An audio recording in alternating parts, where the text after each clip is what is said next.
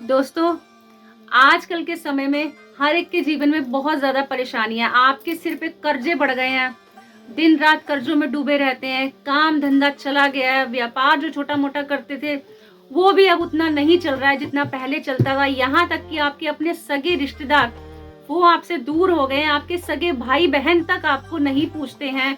ऐसे वक़्त में आप बिल्कुल टूट गए हैं, अकेले पड़ गए हैं, हमेशा रोते रहते हैं, तो आपको क्या करना चाहिए? इसी विषय पे मैं आज का वीडियो लेकर आई हूँ। तो वीडियो को पूरा देखिएगा, तब आपको पता चलेगा कि जो आपके खून के रिश्ते हैं, अगर वो आपके साथ दूरियां बना रहे हैं तो आपको उनके साथ कैसा करना चाहिए। तो नमस्कार दोस्तों, मैं हूँ ज्योति आनंद। आप देख रहे हैं अपना पसंदीदा चैनल गृहिणी की बात जो सिर्फ गृहिणी की। सबसे पहले आपसे सिर्फ इतनी सी गुजारिश करूंगी कि अगर आपने मेरे चैनल को सब्सक्राइब नहीं किया तो प्लीज सब्सक्राइब कर लीजिए, लाइक कर लीजिए, शेयर कर लीजिए और कमेंट्स करना बिल्कुल भी नहीं भूलिएगा। तो चलिए ज्यादा समय ना लेते हुए शुरू करते हैं आज का वीडियो। दोस्तों, पता है क्या होता है हमारे जीवन में, हमारी जिंदगी एकदम ना अच्छे से चल रही होती है, लेकिन कहीं से अचानक से बुरा वक्त शुरू हो जाता है। ऐसा बुरा वक्त शुरू होता है कि हमारे जो काम अपने स्मूथली चल रहे थे ना, वो धीरे धीरे कम पड़ने लग जाते हैं, कम होने लग जाता है। उतना खर्चा हम नहीं निकाल पाते जिसमें हमारी 2 वक्त की रोटी भी चल जाए। ऐसे वक्त में सबसे ज्यादा प्रभाव घर की गृहिणी पे पड़ता है।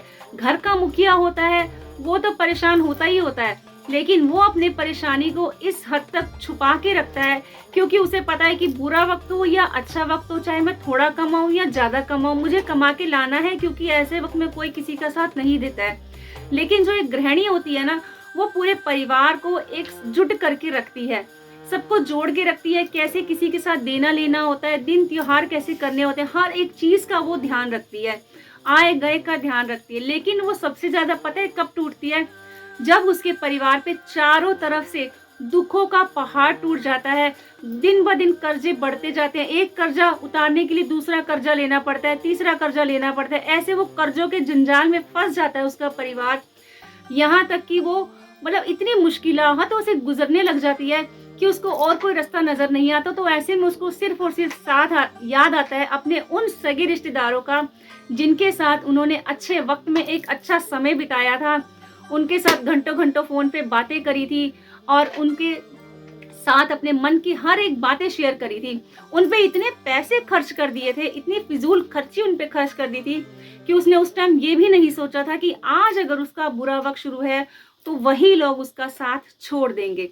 तो जी हाँ, अब आपको क्या करना है, अगर आपके घर में भी ऐसा कुछ हो रहा है और आपके अपने सगे भाई बहन तक आपको नहीं पूछ रहे हैं इस बुरे वक्त में, जिनका आपने अच्छे वक्त में साथ दिया था, एक अच्छा वक्त गुजारा था, आज वो उनसे किनारा कर बैठे हैं, आप मदद मांगने जाते हैं तो आपकी नजरें झुक जाती हैं, क्योंकि मदद के नाम पे वो आपको मदद करना तो दूर, उनके 100 बहाने पहले ही तैयार होते हैं। आपको 1 रुपया भी नहीं देंगे, लेकिन घूमने फिरने के लिए, पार्टियां करने के लिए उनके पास हजारों पैसे होते हैं, लेकिन आपको देने के लिए उनके पास कुछ भी नहीं होता है। आपको देने के लिए पता है सिर्फ एक चीज होती है, वो होता है उनका नहीं, कि नहीं कर सकते, नहीं है हमारे पास।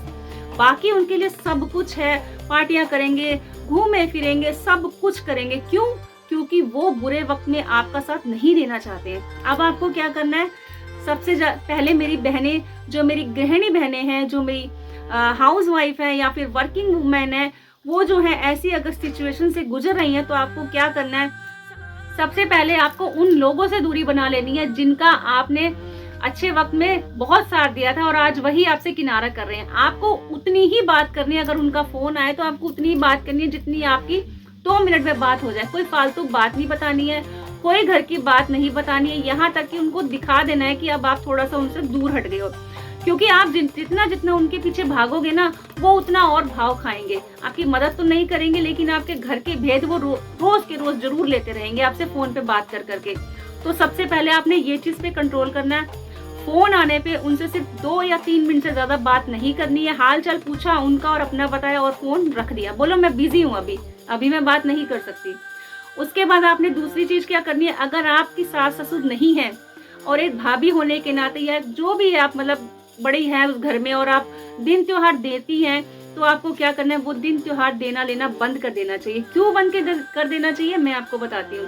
देखिए, आपका अगर हाथ अभी सही नहीं है, आप उन्हें थोड़ी सी चीज देंगी तो उनको समझ में नहीं आएगी, उसमें भी वो आपकी बुराइयां ढूंढेंगी, कहेंगी कि भाभी इतना देगी, कम देगी, ज्यादा देगी, 100 कमियां निकालेंगी।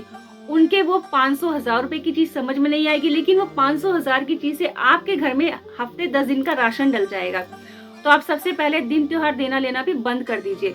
जब आपका अच्छा समय आएगा उन्हें हाथ जोड़ दीजिए कि अभी मेरा टाइम सही नहीं चल रहा है, मेरा काम धंधा थोड़ा कम चल रहा है, जब मेरा अच्छा समय आएगा तो मैं तुम्हें फिर से देना लेना शुरू कर दूंगी, क्योंकि अभी हमारे हालात ठीक नहीं है।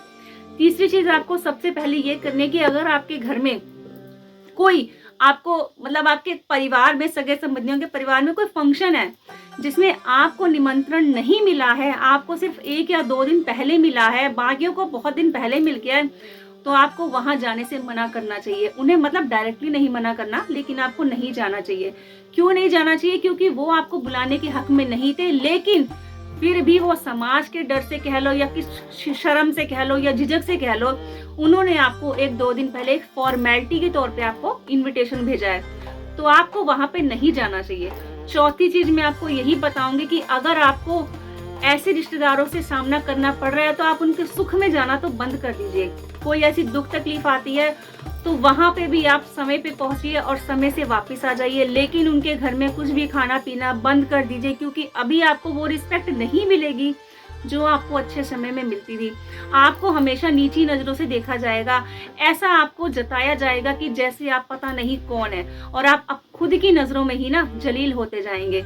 तो इसलिए आपको अब खुद की सेल्फ रिस्पेक्ट बनानी है, इन बातों पे ध्यान देखना है, अपनी जो है इज्जत आपको खुद बनानी है।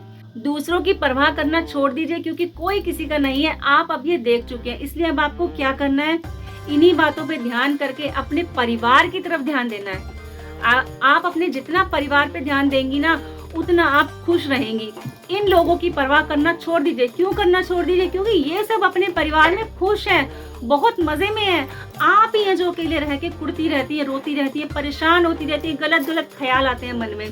इसलिए इन ख्यालों से बचने के लिए आपको सबसे पहले अपने परिवार की हिम्मत बनना है, अपने परिवार पे ध्यान देना है, अपने बच्चों पे ध्यान देना है, अपने हस्बैंड की हिम्मत बनना है।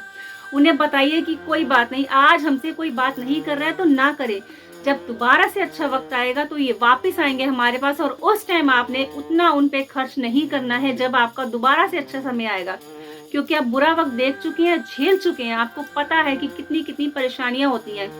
इसलिए अभी आपको थोड़ा सा संभल के रहना है, थोड़ी उनसे दूरी बना लेनी है। बस मैं यही कहना चाहूंगी, अगर आप इन बातों पे ध्यान दे लेंगे ना, तो मैं दावे के साथ कहती हूँ कि आपकी जो आधी मुश्किलें हैं वो दूर हो जाएंगी। क्योंकि सबसे ज्यादा मुश्किलों का कारण बुरे वक्त में हमारे ये सगे रिश्तेदार ही होते हैं। अगर आपको बहुत ज्यादा दिक्कत लग रही है ना, बहुत ही ज्यादा दिक्कत लग रही है रिश्तेदारों से, तो आप उन्हें सीधी सी बातें ब्लॉक कर दीजिए, टेंशन हटा दीजिए और अपने परिवार पे फोकस कीजिए। जब आपका अच्छा टाइम आएगा आप उनसे बात कर लीजिएगा।